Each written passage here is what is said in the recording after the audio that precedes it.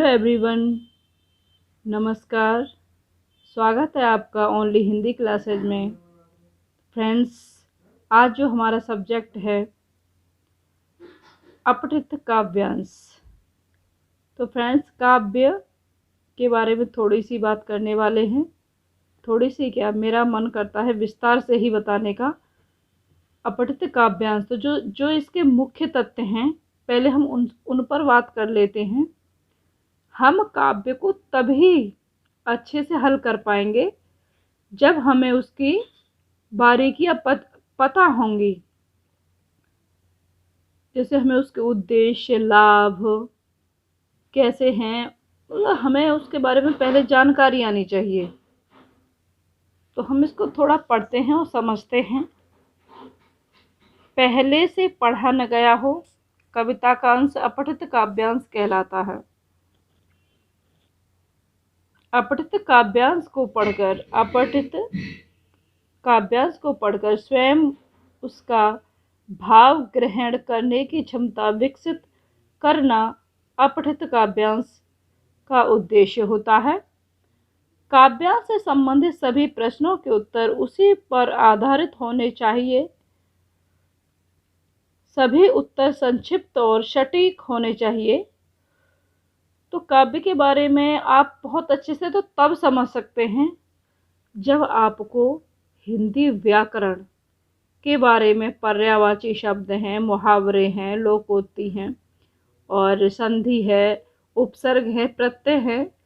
जब आपको इनकी समझ होगी तो आप किसी भी काव्य का आंसर निकाल सकते हैं।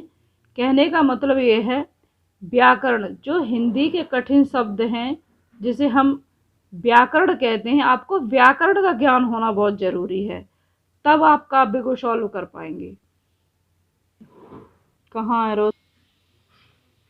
अपठित काव्यांश से आशय कविता का दूसरा नाम काव्य भी है। कविता का दूसरा नाम काव्य भी है, इसलिए किसी कविता के अंश को काव्यांश कहते हैं। अपठित का अर्थ होता है जो पहले से न पढ़ा गया हो। अतः हम कह सकते हैं काव्य कविता का वह अंश जो पहले से न पढ़ा गया हो अपठित काव्यांश कहलाता है। अपठित काव्यांश का उद्देश्य किसी काव्यांश को पढ़कर उसका भाव ग्रहण करने की क्षमता प्राप्त करना ही अपठित काव्यांश का उद्देश्य है। इस उद्देश्य की पूर्ति हेतु विद्यार्थियों के लिए काव्यांश का केंद्रीय भाव समझना अत्यंत आवश्यक है। अपठित काव्यांश के लाभ, तो हम इसके लाभ समझते हैं। अपठित काव्यांश के निम्नलिखित लाभ हैं। नंबर 1, इससे भाषाई कौशल का विकास होता है। नंबर 2, विद्यार्थियों में काव्य के प्रति रुचि उत्पन्न होती है।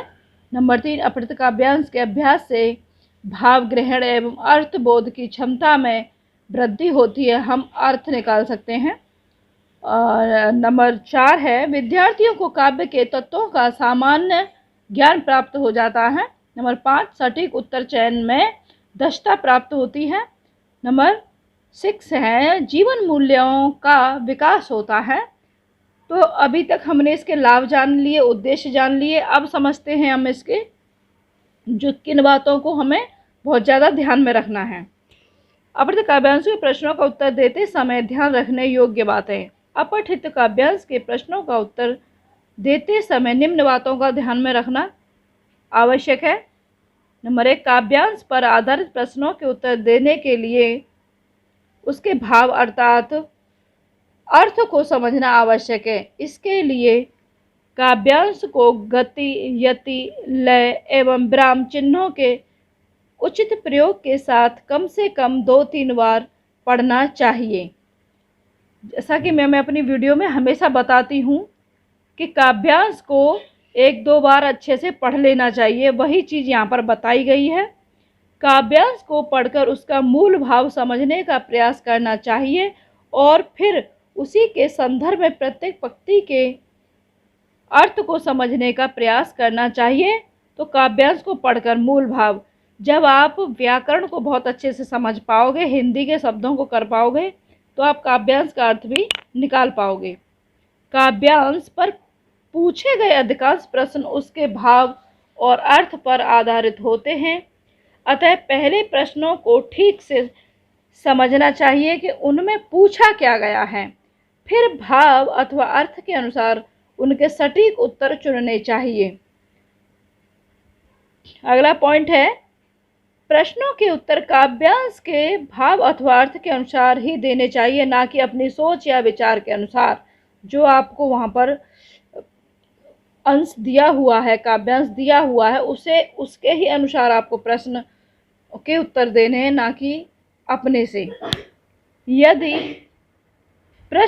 काव्यांश के किसी तथ्य पर आधारित हो तो उसका उत्तर सावधानी पूर्वक सोच समझ कर ही देना चाहिए।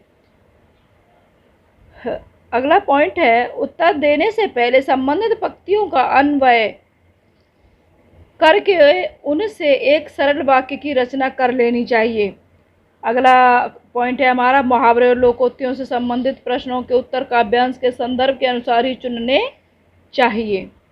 अगला पॉइंट है, वाक्यांश का शीर्षक उसके मूल भाव को ध्यान में रखकर ही देना चाहिए। शीर्षक संक्षिप्त, सटीक और काव्यांश के मूल भाव का प्रतिनिधित्व करने वाला होना चाहिए। अगला पॉइंट है, काव्यांश का शीर्षक उसका ही कोई शब्द अथवा लघु वाक्य भी हो सकता है। पॉइंट अगला, आपको काव्यांश पर आधारित बहुविकल्पीय प्रश्नों के एक से अधिक उत्तर विकल्प सही लग सकते हैं, किंतु जो विकल्प आपको भाव के सबसे अधिक समीप लगे उसे ही चुनना चाहिए। काव्यांश पर आधारित बहुविकल्पीय एवं लघु उत्तरीय प्रश्नों के उत्तर किस प्रकार दिए जाने चाहिए, इसे दिए गए उदाहरण में से भली भांति समझते हैं। तो हम इसका उदाहरण यहाँ से देखते हैं। आ रही रवि की सवारी, नव किरण का रथ सजा है, कल कुसुम से पथ सजा है, बादलों से अनुचरों ने स्वर्ण की पोशाक धारी, आ रही रवि की सवारी।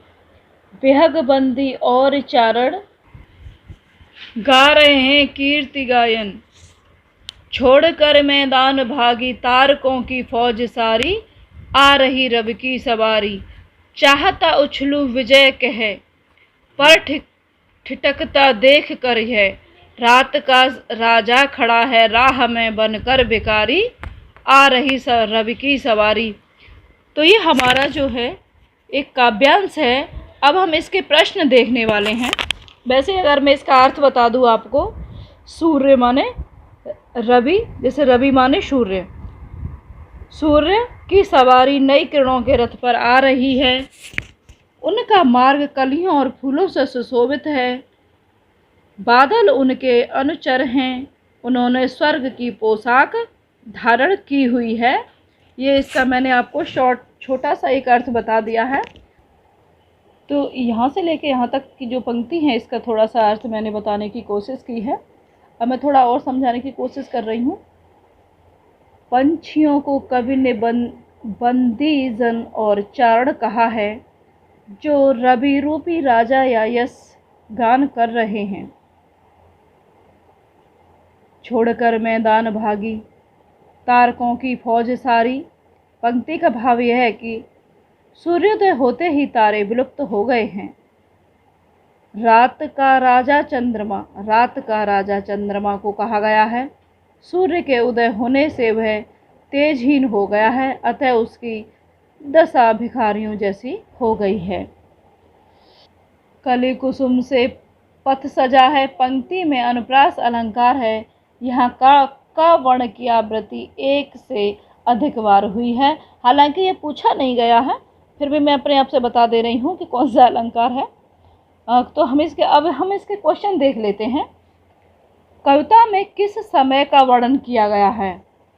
तो कविता में हम देख सकते हैं, ये हमारा जो उषा का मतलब सुबह का वर्णन किया गया है। रवि की सवारी किस पर आ रही है? तो यहाँ पर जो ऑप्शन दिए हुए हैं, क फूलों के रथ पर, ग बादलों के रथ पर, ख नई किरणों के रथ पर, घ रेशम के पथ पर। तो क्वेश्चन नंबर 2 का जो आंसर हो जाएगा वो ख हो जाएगा, नई किरणों के रथ पर। क्वेश्चन नंबर 3 है, स्वर्ण की पोशाक धारी से क्या तात्पर्य है? क, सोने के वस्त्र पहने हुए। ख, अनुचरों ने सुनहरी पोशाक पहनी है। ग, बादलों का रंग लाल हो गया है। घ, बादलों में स्वर्णिम आभा झलक उठी है। क्वेश्चन नंबर 3 जो इसका सही आंसर हो जाएगा घ हो जाएगा। बादलों में स्वर्णिम आभा झलक उठी है। रवि के आते ही, क्वेश्चन नंबर 4 है हमारा, रवि के आते ही कौन भाग खड़ा हुआ है? क, चांद। ख, तारों की फौज। ग, अंधकार। घ, रात का राजा। क्वेश्चन नंबर 4 का जो सही आंसर है वो हो जाएगा ख, तारों की फौज। क्वेश्चन नंबर 5 है, बेहग की तुलना किससे की गई है? क, कवि से। ख, भाटचारण से। घ, गायक से। घ, प्रशंसक से। तो क्वेश्चन नंबर 5 का जो सही आंसर हो जाएगा वो ख हो जाएगा, भाटचारण से। तो फ्रेंड्स, आज की क्लास हमारी यहीं पर समाप्त होती है और काव्यांश को मैंने पूरी कोशिश की है समझाने की।